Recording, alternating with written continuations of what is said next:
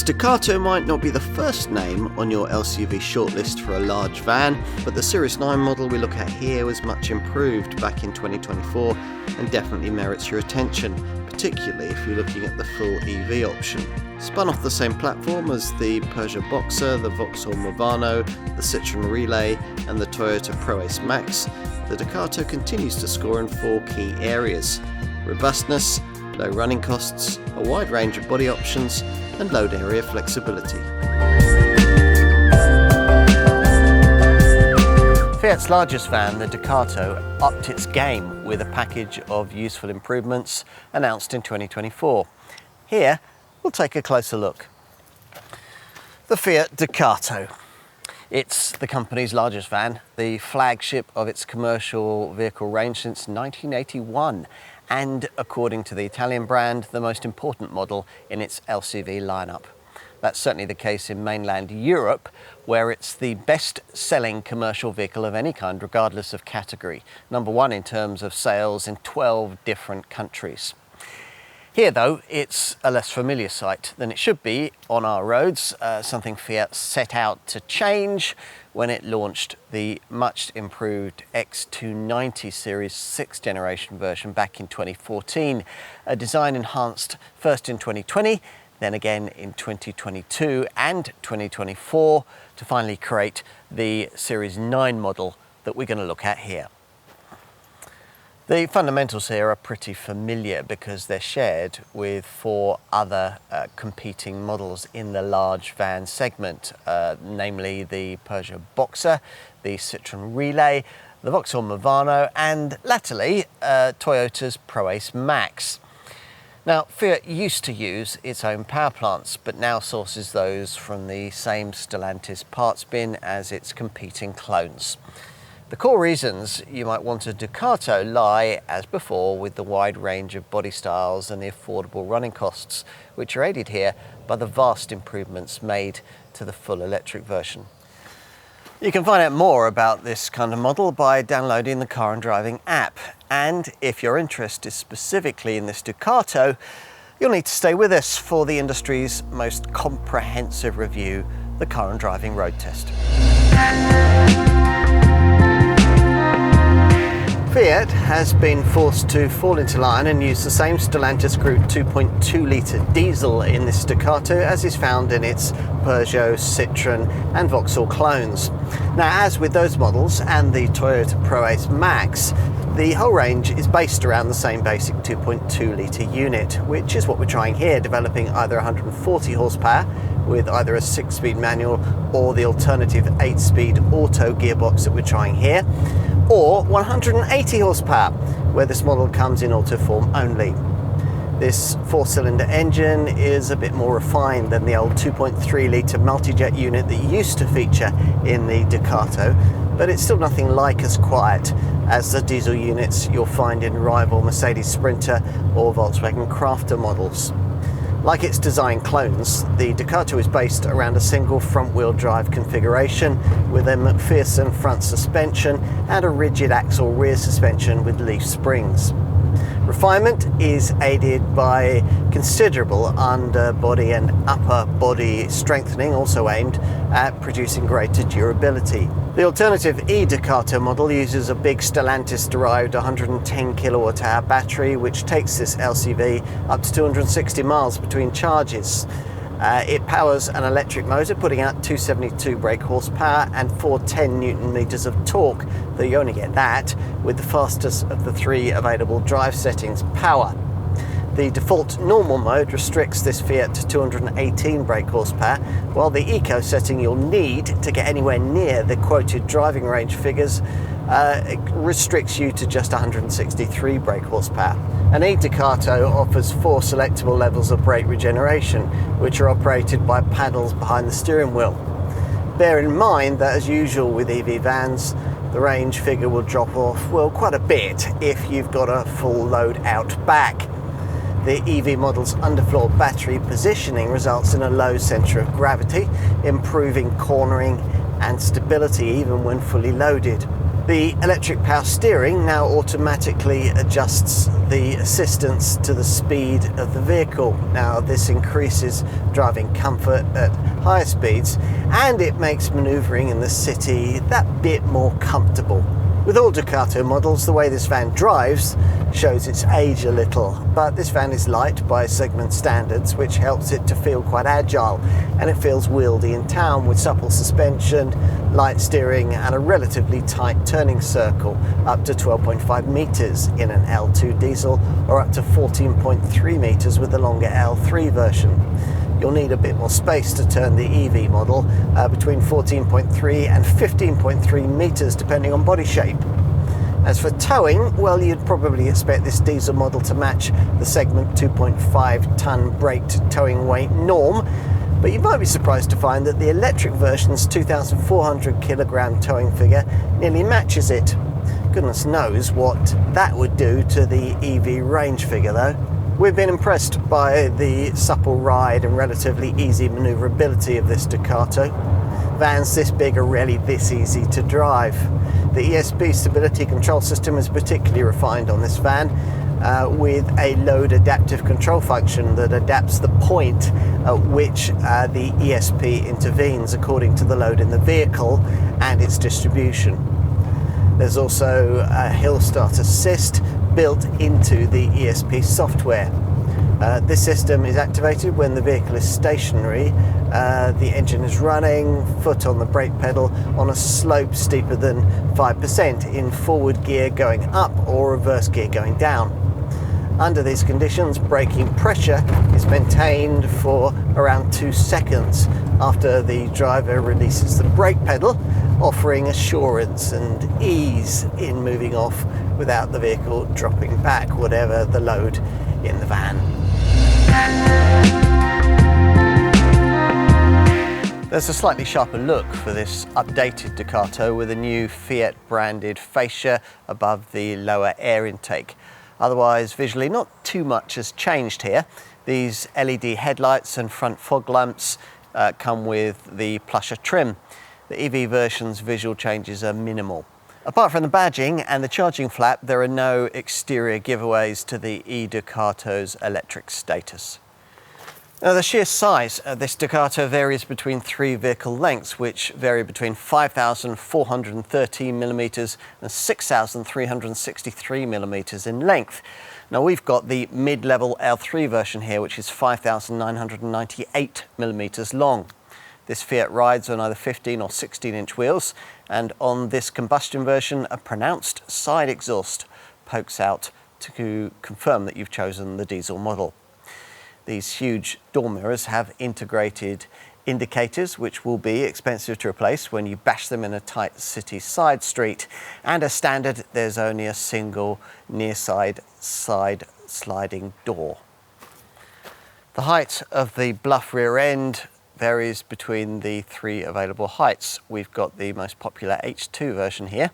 This high-level stoplight attachment is quite sizable because it incorporates the lens for the rear camera system. There's a large Fiat badge on the back door. Fundamentally, this is a pretty old borrowed design, but thanks to the way that Stellantis has built twin screens into it in recent years, it doesn't really feel particularly outdated, or at least it won't do if you get yourself a plusher version like this one, fitted out with the largest 10-inch central screen size. Now, you sit commandingly, and the driver's seat is very comfortable with 6-way adjustment, lumbar support and an armrest, though there's no option for the kind of sophisticated multi-sprung seat you could have in a rival Volkswagen Crafter. As you'd expect, this Ducato features a dual passenger seat, and as usual in this class of van, the backrest of the centre seat folds down to create a work surface with a pen tray and a couple of cup holders, though it can't swivel towards you. The branded steering wheel is, of course, the only thing that's in any way Fiat-like about this cab. Through it, you view either analog dials, or with this plusher trim level, or with any EV model, this 7-inch display flanked on this diesel version with gauges for revs and fuel. On the electric version, those would be replaced by a power meter and a gauge for battery charge.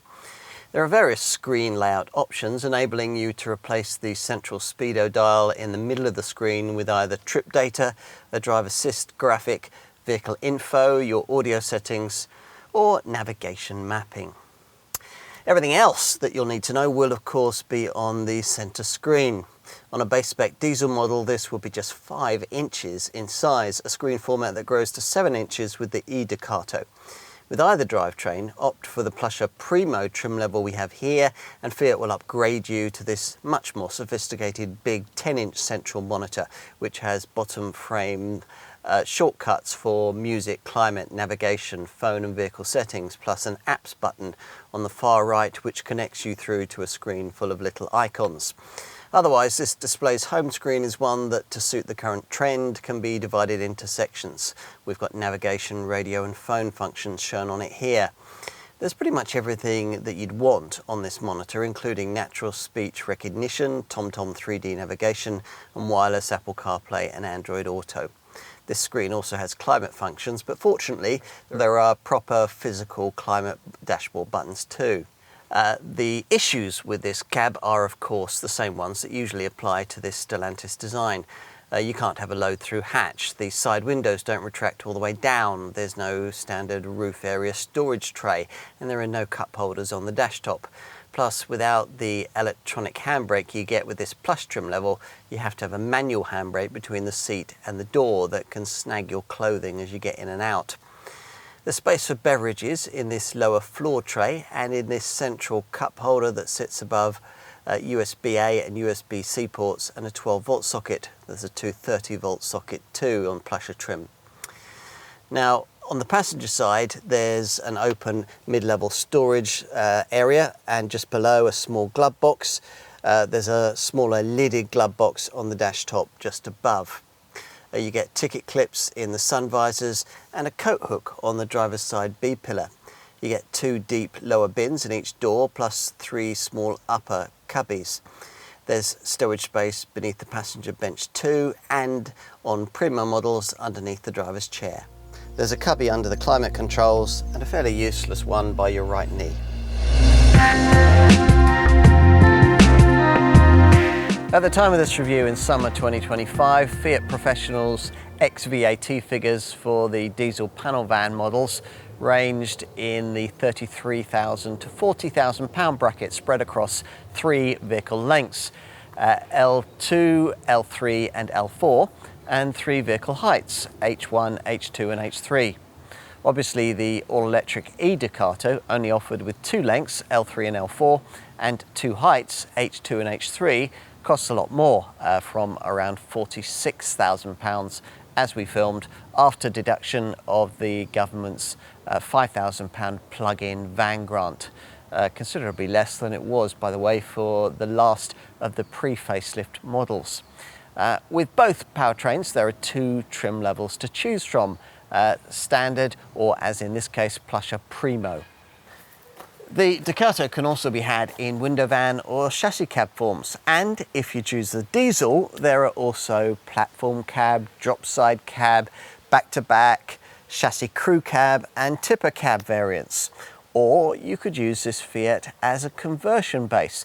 It's the most popular large LCV choice for motorhome conversion, for instance, though curiously, unlike partner Citroen, Fiat doesn't offer its own motorhome model. You might additionally want to add various optional autonomous driving ADAS features. A fresh set of connected services can transform the way you might be able to use this Ducato. Uconnect services and the Fiat app will make it possible to manage and monitor the vehicle directly from various devices. Across the range, the standard equipment grade gives you just about everything that you'd need, including key items like heated power adjustable door mirrors, cruise control, rear parking sensors and a full alarm system. And of course a full height bulkhead, a near side sliding side door and a full size temporary spare wheel. Inside you get manual air conditioning and a 6-way adjustable driver's seat with an armrest and lumbar support.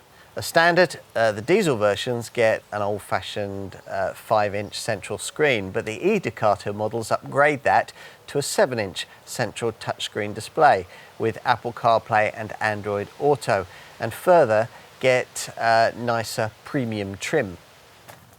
If you can order your Ducato in the plusher Primo version that we're trying here, Fiat will also throw in a premium cab pack. What is that? Well, that gives you a rear view camera, chromed air vents, a leather covered steering wheel, upgraded seat trim, a 230 volt socket, and a compartment under the driver's seat. Primo spec also gets you full LED headlights with high beam recognition, front fog lamps with a cornering function, auto headlights and wipers, wheel covers, power folding mirrors, keyless entry, automatic climate control, a digital rear view mirror, front parking sensors, and a wireless phone charger. And on a Primo diesel, you get the EV model's electronic handbrake and 7-inch digital instrument cluster. Media connectivity at Primo level is taken care of by a larger 10-inch touchscreen central infotainment monitor with cloud-based TomTom navigation, Android Auto, Apple CarPlay, and 6 months subscription of Fiat's various connected services, plus voice recognition and a 6-speaker audio system. Now, don't automatically opt for Primo spec until you've looked in detail at the price list, because many of these Primo features can be ordered individually as part of optional packs, and that way you can just choose the bits that you really want. Across the lineup, where the only standard colour, by the way, is solid white, safety kit includes most of what you'd really want, including an advanced emergency braking system, a pre-collision system with pedestrian and cyclist detection, plus lane departure alert, a lane support system, driver drowsiness detection, and traffic sign recognition, plus the usual twin airbags linked to an e-call system. Now, if you upgrade to this Primo spec, Fiat will also add blind spot assist and rear cross path detection. Front side and window airbags are optional. As for options, well, you can add a second sliding side door, a smart tachograph, and a fixed towing hook. You might also want to add rear doors that open out to 270 degrees, and they also come as part of a useful cargo pack, which also includes a 12 volt load area socket and a cargo area LED light. Now, if you're delivering to building sites, you might want to add the worksite heavy pack, which adds a Traction Plus system for extra front grip, along with M&S all-season tyres, double leaf rear suspension, a spare wheel and winch, and wheel arch mouldings. Owner drivers might want the City Plus, Visibility Plus and Style Pack, which adds a painted front bumper, black skid plates and 16-inch diamond black alloy wheels. On to practicalities. As we told you in our market section, across the Ducato diesel range there are 3 vehicle lengths, L2, L3 and L4, and 3 vehicle heights, H1, H2 and H3. While the all-electric e-Ducato is offered with 2 lengths, L3 and L4, and 2 heights, H2 and H3. On to gross vehicle weight. The diesel models come only in 35 form, which means a 3.5 tonne gross vehicle weight. The e-Ducato only comes in 44 tonne gross vehicle weight form. Let's pull back these double rear doors, which here open out to 180 degrees. And get on to this Fiat's load dimensions. Cargo load area length is 3,120 millimetres in the L2. Cargo load area length is 3,705 millimetres in this L3 version, and as much as 4,070 millimetres in the longest L4 variant. Now, with all body shapes, there's 1,870 millimetres of load area width, narrowing to 1,422 millimetres between the wheel arches. Load area height is 1,662 millimetres with an H1 roof, 1,932 millimetres with this H2 version, and as much as 2,172 millimetres with the H3. All of that means that depending on wheelbase length and roof height combination, your Ducato is going to be able to take, well, an awful lot. Even the base L2 body length can swallow 10 cubic meters in H1 form or 11.5 cubic meters as an H2. This mid-level L3 body length can take 13 cubic meters in H2 form or 15 cubic meters as an H3. The longest L4 body length can take 15 cubic meters in H2 form or 17 cubic meters as an H3. If you're opting for the e-Ducato, you'll be pleased to find that its EV powertrain doesn't compromise low volume in any significant way. That's because the drive system's lithium-ion battery is mounted under the floor between the front and rear axle and so doesn't impinge on the cargo bay. Now, you might think that choosing an electric van rather than a diesel one would mean the need to compromise a bit on payload. Actually, that's not really the case here, though what you actually get with either drivetrain varies quite a lot on the body shape that you choose. With the diesel version, payload figures vary between 1,365 and 2,115 kilograms. With the e-Ducato, payloads vary between 710 kilograms and 1,770 kilograms. Brake towing capacity is up to 2.4 tons for the EV and up to 2.5 tons for this diesel. All Ducato models get this single near side sliding side door. It pulls back to reveal an aperture 1,250 millimeters wide, so a forklift could get a pallet in. As long as you avoid the H1 roof option, the aperture height is 1,755 millimeters. There's the usual full height bulkhead, but no option for a flap that would enable you to push lengthy items into the cab. Above the bulkhead is a wide shelf, a very useful place to store the charging leads in the electric version. Unlike Toyota, Fiat makes you pay extra for ply lining, a 12-volt socket and a proper central LED light back here. There are certainly plenty of tie-down points, 8 on the floor and 5 more at mid-level in this L3 H2 model. On to running cost efficiency. Now, if you were to get the L3 H2 Ducato diesel 140 horsepower model, the combined cycle fuel return is up to 44 mpg for the manual version, with up to 169 grams per kilometre of CO2 emissions, or up to 40.6 mpg and up to 183 grams per kilometre for this auto. What about the electric version? Obviously, the exact WLTP EV range figures from this Fiat's 110 kilowatt hour battery, only 97.8 kilowatt hours of which is actually usable, depend on the body style you've chosen, anything between 235 and 262 miles. As with all EV vans, that would rise substantially in city-only use, of course, in this case to between 311 and 334 miles. The e-Ducato offers the option of public DC charging with up to 150 kilowatts. As a result, at a public fast charging station, it only takes 55 minutes to recharge to 80% of the battery capacity. AC charging is aided by the standard inclusion of a 22 kilowatt onboard charger. If you're able to three-phase charge from an 11 kilowatt wall box, you can replenish the entire battery in 6 hours and 5 minutes. The service intervals for this Ducato diesel are every 2 years or every 30,000 miles, whichever comes first. The service intervals for the e-Ducato electric are much more frequent than those of the diesel. There are every year or 16,000 miles, whichever comes first. Now, like its Stellantis group cousins, this Fiat comes with a 3-year and 60,000 mile warranty. An optional extended warranty covers you for 5 years and 125,000 miles with 5 years servicing and roadside assistance. But even that's way off what you get in Toyota's ProAce Max version of this design, which can cover you for up to 10 years, providing that you maintain franchise dealer servicing. With an e-Ducato, as with every EV, there's a separate 8-year, 100,000 mile battery warranty.